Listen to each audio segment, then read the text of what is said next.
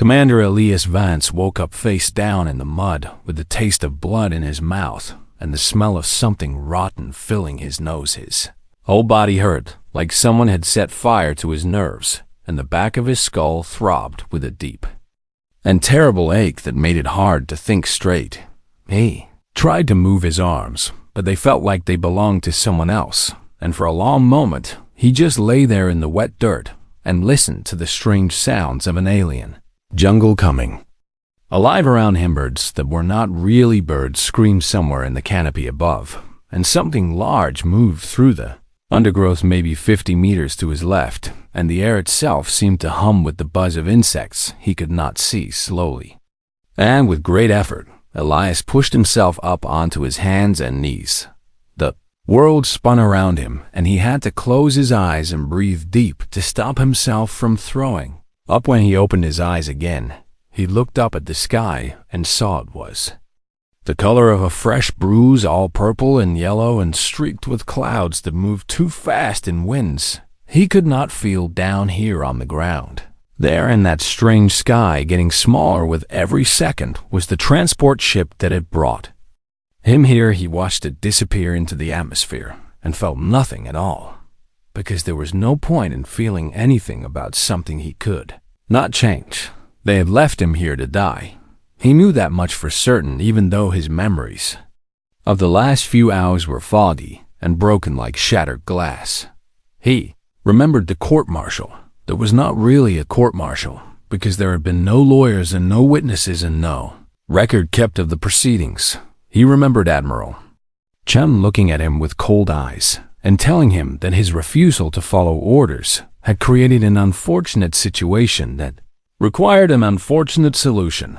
He remembered the needle going into his neck and the world going dark, and now here he was on a planet that should not exist according to any sane measure of what planet should. Beverith 7. Even the name sounded like a curse. Elias had heard the stories about this place back when he was still a young officer fresh out of the academy, and eager to believe that the universe was full of wonder and adventure. The senior officers would talk about Verith 7 in whispers, like they were afraid that saying the name too loud might summon something terrible.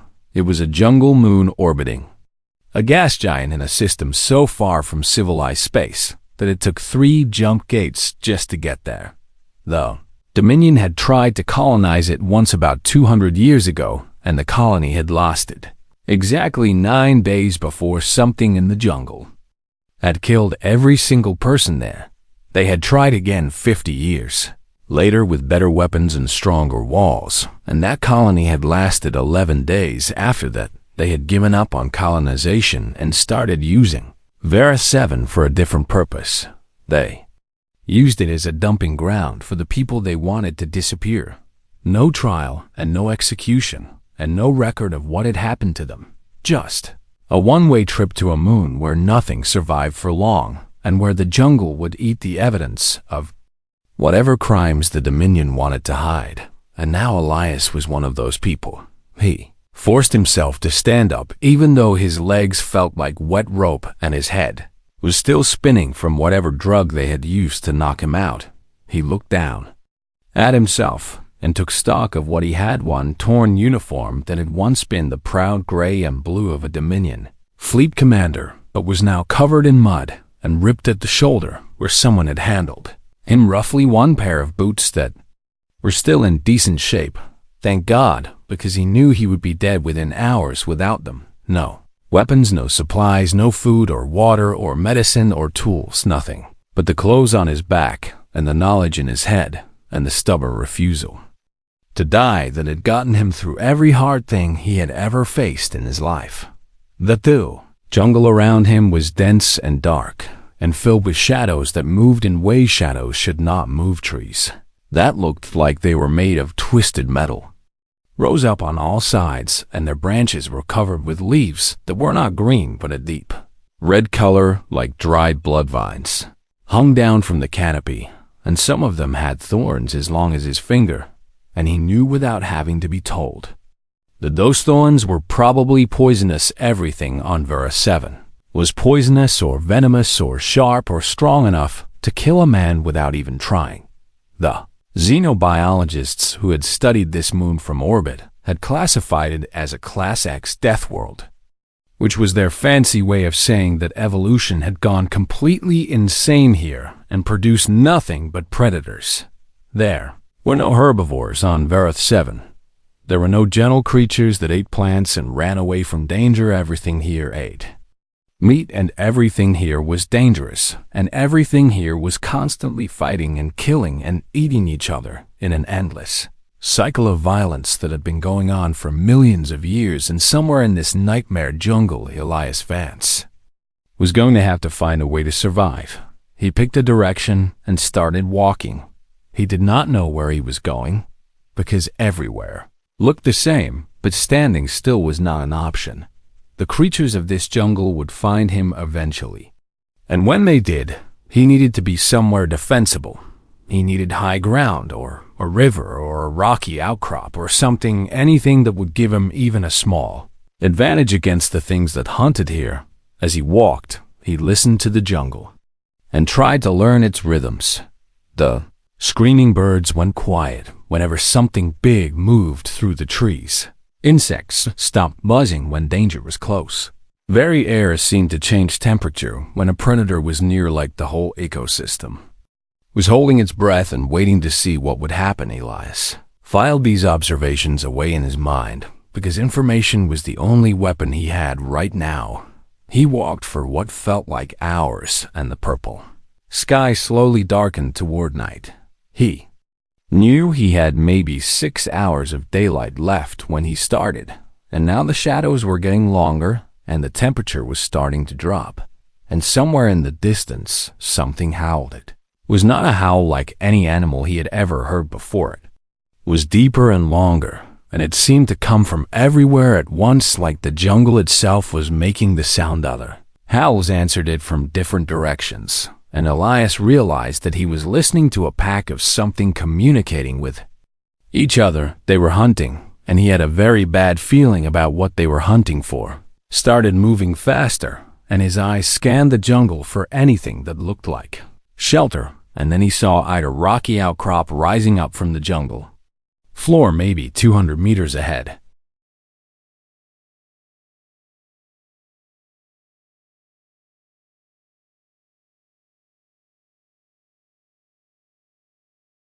Elias reached the rocky outcrop just as the last light of the alien sun disappeared behind the horizon, and the jungle fell into a darkness so complete that he could barely see his own hands in front of his face. The outcrop was better than he had hoped for when he first spotted it through the trees.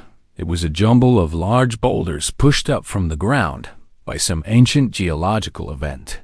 And between the boulders, there was a small space that was almost like a cave. A river ran past the base of the rocks, and that meant he would have water, and it also meant that anything trying to approach him from that direction would have to splash through the water and make noise. He had one approach to defend, and that was more than most people. God on this moon, Elias did not rest, even though every muscle in his body was screaming for him to stop. He knew that rest would come later if he survived the night. But right now he had work to do, and not much time to do. I've gathered rocks first, because rocks were the most basic weapon a human being could use, and they had been keeping his ancestors alive for millions of years before anyone invented anything better. He found stones that fit comfortably in his hand, and he found larger ones that he could throw, and he piled them up near the entrance to his little shelter where he could reach them quickly. Then he started looking for wood. The trees near the river had branches that were dry enough to burn, and he broke off as many as he could carry and dragged them back to the outcrop. He made trip after trip in the growing darkness, and each time he ventured out, he could hear things moving in the jungle around him. They were getting closer. He could feel eyes on him from the shadows, and he knew that the predators of Vareth 7 were watching him and trying to figure out what he was. He was something new to them, something they had never seen before. A creature that walked on 2 legs and had no claws and no fangs and no armor, and yet moved through their jungle like it belonged there. They were curious, and that curiosity was the only thing keeping him alive. Right. Now Elias knew that the curiosity would not last forever, and eventually one of those predators would decide to stop watching and start hunting. He needed fire before that happened. Fire was the great equalizer, and it had been the thing that set humans apart from every other species on their home world. Fire meant warmth and light, and safety. Fire meant cooked food and hardened spear points and signals that could be seen for miles. Fire meant civilization itself, because everything humans had ever built started with the simple act of controlling a flame. Elias gathered dry leaves and small twigs and arranged them in a pile between two of the larger boulders where the wind could not reach them. Then he found 2 sticks and a flat piece of wood, and he started the long and painful process of making fire the old way. His hands were already torn up from gathering wood and climbing rocks, and now the friction of the fire drill opened new cuts and made the old ones bleed. He did not stop. He could not stop. Howls were getting closer, and he could hear something large moving through the brush, maybe 100 meters away. His arms burned, and his shoulders ached, and sweat dripped down his face, even though the night air was getting cold. And then finally, after what felt like hours, he saw a tiny orange glow appear in the pile of dry leaves. He blew on it gently and fed it small twigs and watched it grow from a spark to a flame, to a real fire that pushed back the darkness and filled his little shelter with light and warmth. The effect on the jungle was immediate. Everything went quiet. The howls stopped, and the rustling in the brush stopped, and even the insects seemed to hold their breath. Elias added more wood to the fire and watched the flames grow higher, and he saw something in the darkness. Beyond the light eyes, 6 eyes arranged in 2 rows of 3, and each one reflecting the firelight like a tiny orange mirror. The creature they belonged to was huge. Elias could see the outline of it now as it moved closer to the edge of the firelight. It was at least 4 meters long and covered in some kind of hard shell that looked like black armor. It had 6 legs that ended in claws, as long as knives, and a tail that was thick and muscular, and tipped with something that looked like a spike. A Vera stalker. Elias had seen pictures of them in the xenobiology files back when he was still a commander with access to classified information. They were the apex predator of this moon. They could run faster than any human, and they could see in total darkness, and their claws could cut through steel plate like it was paper. One of them had killed 17 colonists in a single night during the first attempt to settle this world, and now one of them was standing 20 meters away from him and watching him with those 6 unblinking eyes. Did not move. He did not reach for his pile of rocks. He did not try to run. He just sat there by his fire and watched the stalker watching him. The creature circled the outcrop slowly, and Elias turned to keep it in sight at all times. It stopped at the edge of the river and sniffed the air, and then it did something that Elias did not expect. It sat down. The stalker lowered its massive body to the ground and wrapped its tail around its legs and settled into a position that looked almost comfortable. It was not attacking. It was not leaving. It was staying. Elias watched it for a long time and tried to understand what was happening. The stalker knew fire. It had probably seen lightning strikes start fires in the jungle before, and it knew that fire was dangerous and unpredictable. But this fire was different. This fire was contained and controlled, and it did not spread. This fire stayed in one place and burned steadily, and the creature that had made it sat calmly beside it, like there was nothing unusual about any of this. The stalker had never seen anything like this before. Its instincts told it that fire was dangerous, but they did not tell it what to do about fire that was controlled by another creature's. Oh, it did the only thing it could do. It watched and waited and tried to learn. By the time the first light of dawn started to appear on the horizon, there were 4 predators gathered around the outcrop. The stalker was still there in its same spot by the Rivera, pack of smaller creatures that looked like hairless wolves, with too many teeth, had settled in the brush to the north. Something with long arms and a flat face watched from the branches of a nearby tree, and a beast that was all muscle and scales and looked like it could crush a man with a single bite had curled up against a boulder, maybe 30 meters away. None of them were attacking. None of them were leaving. They were all just watching. The strange, soft creature that had built a fire and sat beside it all night, watching and waiting to see what he would do next. Elias looked at the predators surrounding his camp and felt something that surprised him.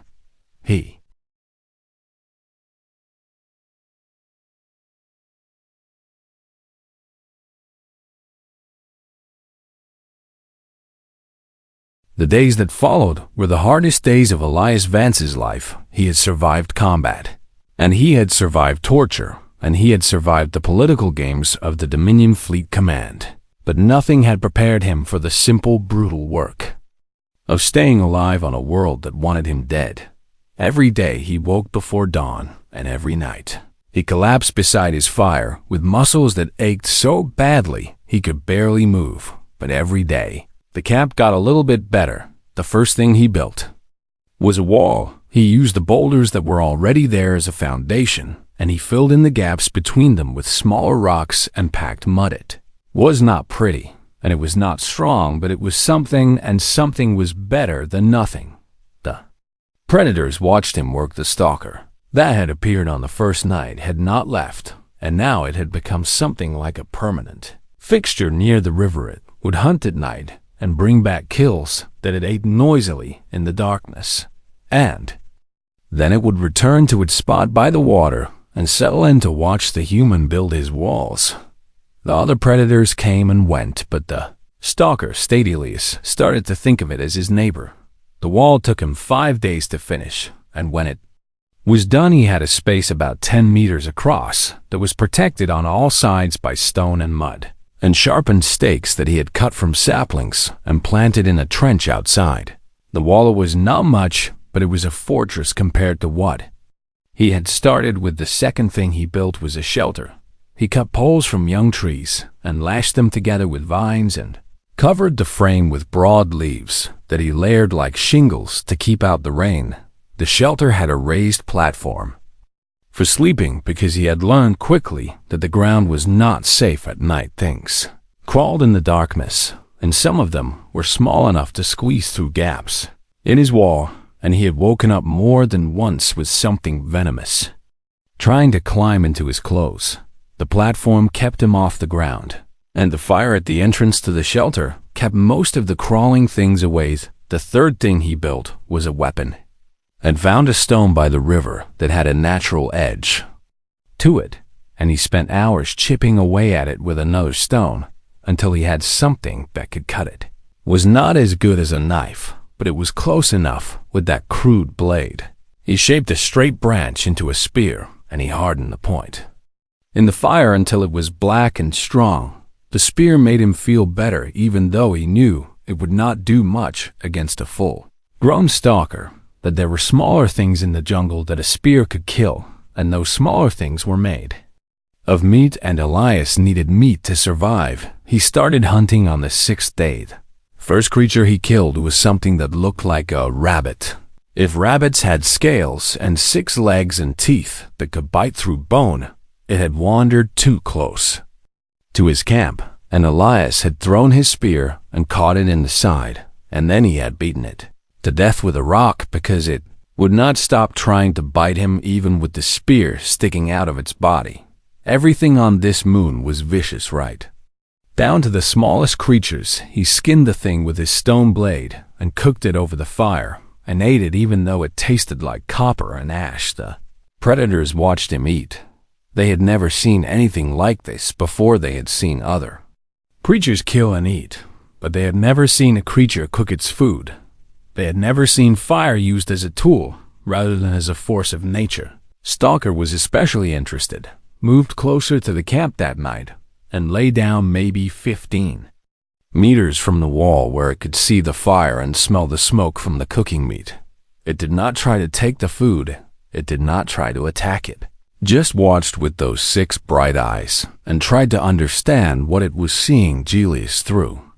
A piece of meat over the wall, it was a small piece, and he could not really afford to give away food, but he wanted to see what would happen. The stalker looked at the meat for a long time, and then it stretched out its neck and picked it up in its jaws and swallowed it in one gulp.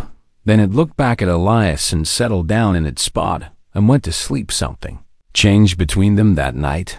The human had shared his food and the stalker had accepted it, and now there was a bond between them that neither one fully understood. It was not friendship, exactly, because predators did not have friends, but it was something. Over the next few weeks, Elias expanded his camp in ways he had not thought possible. He built a rack for drying meat so he could preserve food for days when hunting was bad. He dug a pit lined with stones where he could store water from the river. He made a bow from a flexible branch and string twisted from plant fibers, and he made arrows tipped with sharpened bone. He planted seeds from fruits he had found in the jungle and watched in amazement as they grew faster than any plant he had ever seen. Even built a latrine pit downwind from his shelter, because hygiene mattered even on a death world. And through all of this, the predators kept watching. More of them came every week. A pack of the hairless wolf things established a den just outside his northern wall, and they would howl at the moon every night, but they never tried to attack him. A creature that looked like a snake the size of a tree came down from the canopy and coiled around a boulder near his water pit, and it stayed there for days just watching. Something with too many legs and a body covered in spines settled into a burrow near the river, and it would click its mandibles whenever Elias walked past, but it never struck at him. The camp had become a gathering place, not because the predators wanted to attack the human, but because they wanted to be near him. They wanted to see what he would build next. They wanted to understand the strange creature that had fire and walls and weapons, and yet never tried to hurt them. They wanted to be part of whatever was happening here. Elias stood on his wall one evening and looked out at the predators that surrounded his camp and realized that he had done something that no one had ever done before. He had created a place on Varus 7 where the killing stopped, not because the predators had become peaceful, but because they had found something more interesting than violence. They had found him, and as long as he kept building and hunting and surviving, they would keep watching.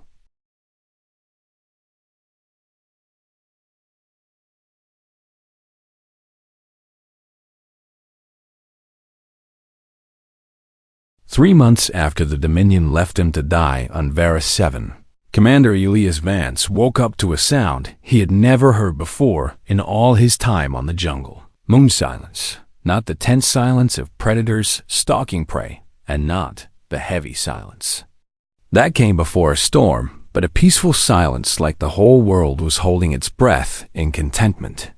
Climbed out of his shelter and looked around at what his camp had become. Walls were 3 meters high now and thick enough that even a stalker would have trouble breaking through them. His garden covered almost half the interior space, and the plants there grew so fast that he had food every single day. Had a workshop where he made tools and weapons, and a smokehouse where he preserved meat, and a covered area where he could work even when the rain came down in sheets. It was not a camp anymore. It was a home, and surrounding that home in every direction were the predators of Varus 7. They had stopped being visitors somewhere around the second month and started being residents. The stalker that Elias thought of as his neighbor had claimed the riverbank as its territory, and it would growl at any other stalker that came too close. The pack of hairless wolves had grown to 12 members, and they had dug an elaborate system of burrows just north of the walled snake thing in the canopy. Had been joined by 2 others, and they spent their days coiled together in the branches, watching the camp with their dozens of eyes. Even the spiny creature with too many legs had started bringing others of its kind to the area. There were predators everywhere. Elias looked dozens of them, maybe hundreds, if he counted all the smaller ones that lurked in the shadows, and none of them were fighting. That was the thing that would have made the xenobiologists lose their minds. If they could have seen Advara 7 was supposed to be a world of constant violence, where every creature fought every other creature for food and territory and survival. But here in this one small area around a human's camp, the violence had stopped. Predators that should have been killing each other were lying side by side in the grass. Creatures that were natural enemies were sharing the same stretch of riverbank. A pack of wolves was sleeping 20 meters from a stalker that could have killed them all in seconds.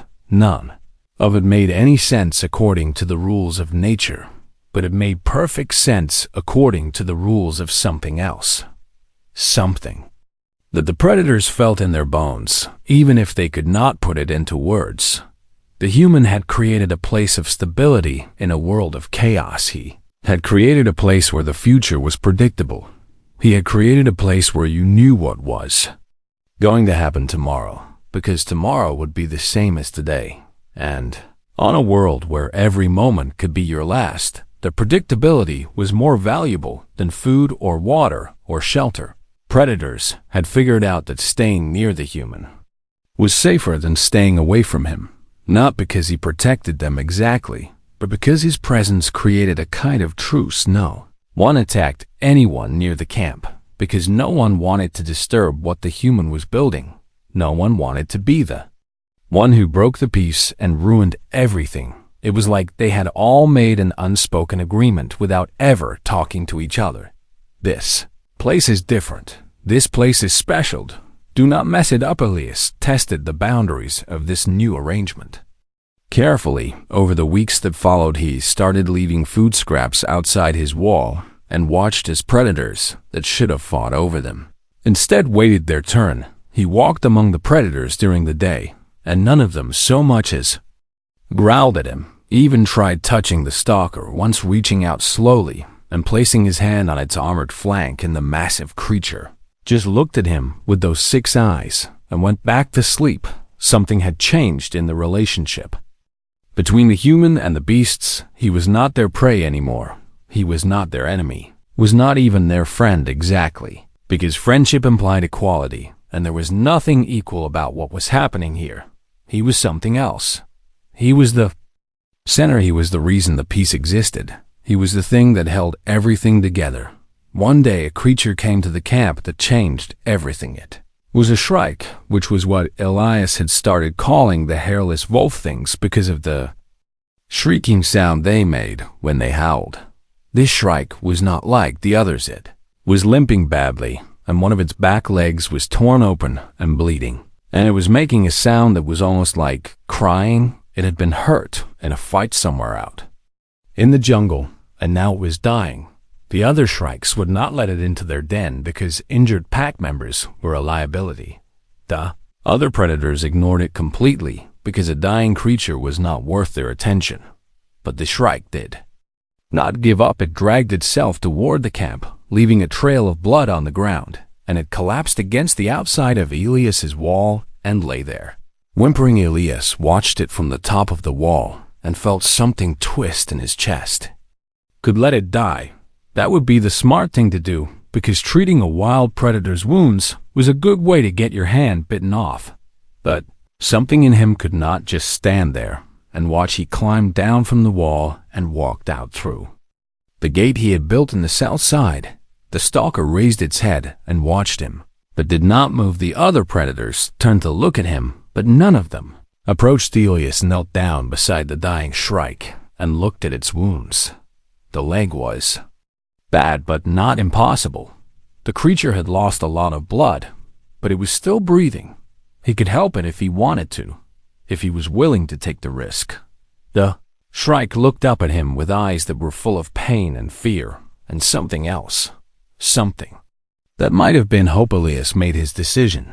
He went back into the camp and gathered the things he would need. He had made a kind of medicine from certain plants he had found in the jungle, and it seemed to work on infections. He had clean water and strips of cloth he had made from dried leaves, and he had a needle he had carved from bone and thread he had twisted from plant fibers.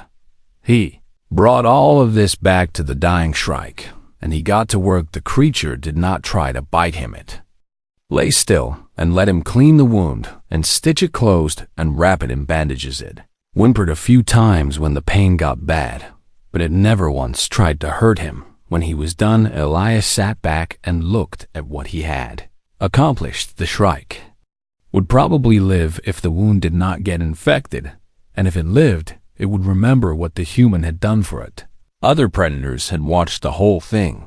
The stalker had moved closer and was standing maybe 10 meters away just watching. The pack of shrikes had come out of their burrow and were sitting in a row outside the wall, staring at their injured. Pacmativrium was watching. Everyone was learning. The Pacmativrium was learning. The human did not just build things and hunt things and survive things.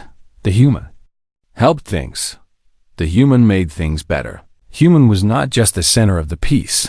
He was the reason the piece was worth having. 3 days later, the injured shrike was back on its feet and following Elias around the camp like a loyal doga.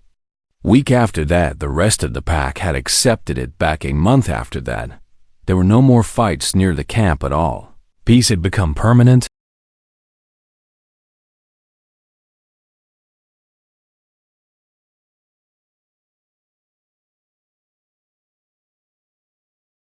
On day 97, Vance was working in his garden when he heard a sound that did not belong to Vereth 7.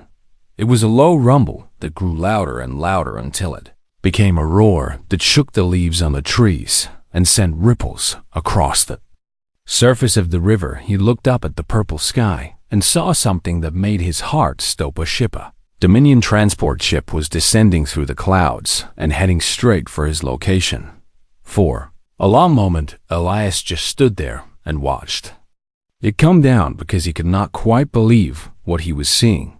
They had come back for him after 3 months of thinking he was dead and forgotten. They had actually come back. The ship landed in a clearing about half a kilometer from his camp, and Elias could hear the whine of its engines powering down and the hiss of its landing ramp extending. Climbed to the top of his wall and waited. The predators around his camp had noticed the ship too, and they were reacting in ways he had never seen before. The stalker was on its feet and pacing back and forth with its claws extended and its tail lashing the air. Packer shrikes had formed a tight group and were growling low in their throats. The snake things in the canopy had unwound from their branches and were hissing at the sky.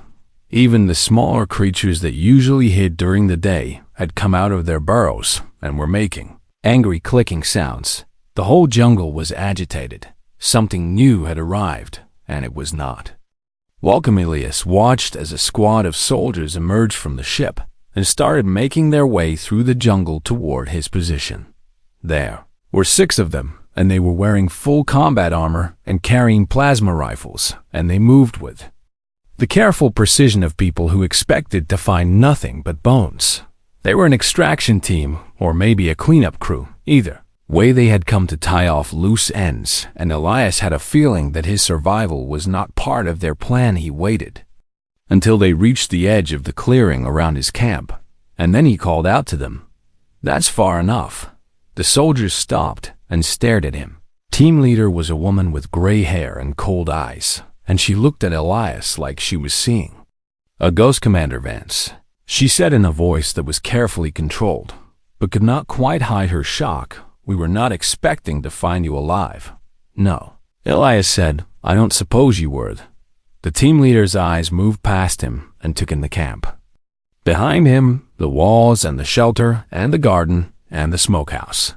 Then her eyes moved further and took in the predators that surrounded the camp.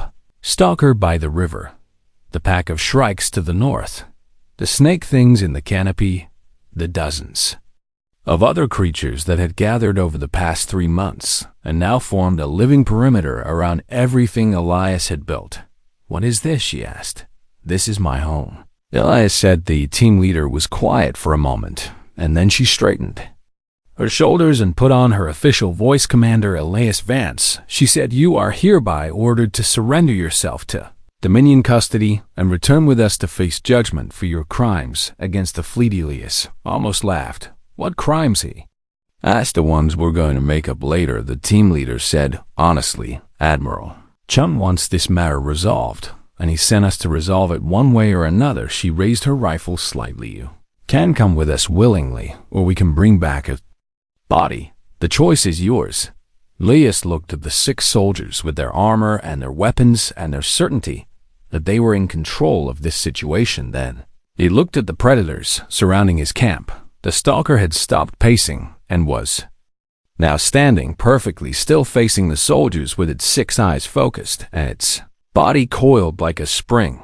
The shrikes had spread out into a hunting formation and were moving slowly through the grass toward the soldiers. Flanks, the snake things had descended from the canopy and were sliding across the ground toward the clearing with their fangs exposed. Every predator in the area was moving. Every predator was focused on the same thing. The strangers who had come to threaten the human. The team leader noticed what was happening, and her face went pale. What are they doing? She asked. Elias smiled.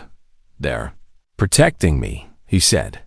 That's insane, the team leader said. They're predators. They don't protect anything. They kill and they eat, and that's all they do. Elias shook his head. That's what you think because you've never tried to understand them, he said. But I've been living with them for 3 months, and I've learned something that your xenobiologists never figured out. They're not just killing machines, they're intelligent. They can learn and they can adapt and they can make choices. And they've chosen me. The stalker took a step toward the soldiers, and the ground shook under its weight. Team leader raised her rifle and pointed it at the massive creature. Stay back, she shouted. One more step, and I'll fire. The stalker did not stop it.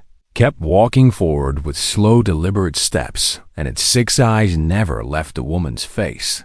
The other soldiers raised their weapons too, but Elias could see the fear in their body language. They had expected to find bones. They had expected to do their job and go home. They had not expected this. I wouldn't, Elias said calmly. If you shoot that stalker, every predator in this area is going to attack you at once. There are maybe 200 of them right now. How many do you think you can kill before they reach you? Team leader's rifle was shaking. Now this is impossible, she said. This can't be happening. And yet, here we are. Elias said. The stalker was 5 meters from the soldiers now, and it had lowered its head into an attack position. The shrikes had circled around behind them and cut off their retreat. The snake things were coiled in the trees above their heads, ready to strike. The soldiers were surrounded. You have 2 choices, Elias said. You can leave right now and tell Admiral Chun that Commander Vance is dead. Tell him the jungle got me, just like it got everyone else. Tell him the matter is resolved, and there's no need to send anyone else. The team leader's face was twisted with fear and anger.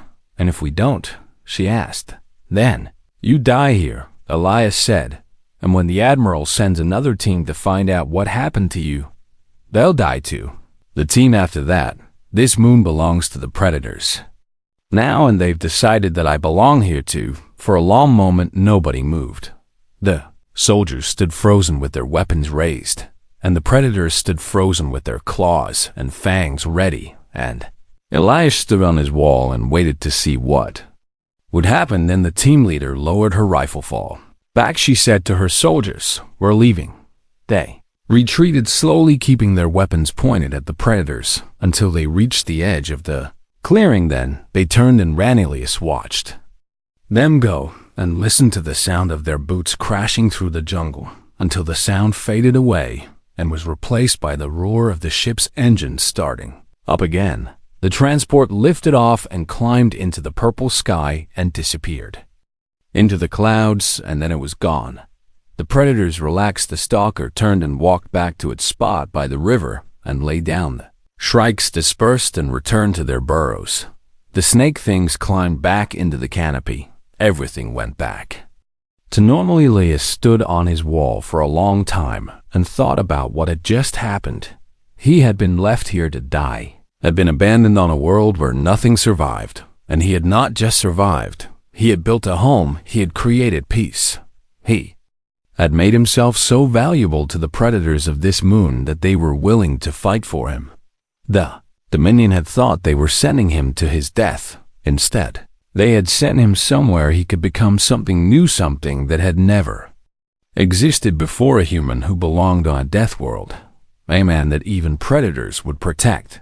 Elias climbed down from his wall and went back to his garden. There was still work to do. There was always work to do. But for the first time since he had woken up face down in the mud 3 months ago, he felt like he was exactly where he was supposed to be. He was home.